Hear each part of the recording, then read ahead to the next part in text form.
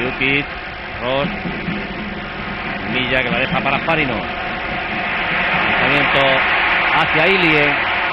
Está Vlahovic, también Claudio López llega. Fíjate cómo acompaña el Valencia, mira desde dónde viene Anglomá. Bueno, Mendieta lo acaba de hacer. ¿Qué cosa acaba de hacer Mendieta? Bueno, qué maravilla lo que acaba de hacer Mendieta. Lo que acaba de hacer Mendieta, todo el estadio. Bueno, evidentemente yo creo que hasta seguidores atléticos. No hay más remedio que reconocerlo. Fíjate cómo controla el balón, cómo piensa que le van a entrar. Fíjate, ahí, qué maravilla. A los tres. Y no duda ni un instante.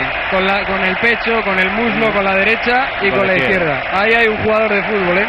Oh. Vaya jugada, si hablábamos de la maravilla del primer gol, este lo ha superado con creces. Y en los dos casi el mismo protagonista, Mendieta, aunque el autor del primero fuera Claudio López. Le está jugando de lateral izquierdo, ¿eh? Villa era muy clara. Maravilloso, maravilloso. Esto sin duda alguna encumbra a un jugador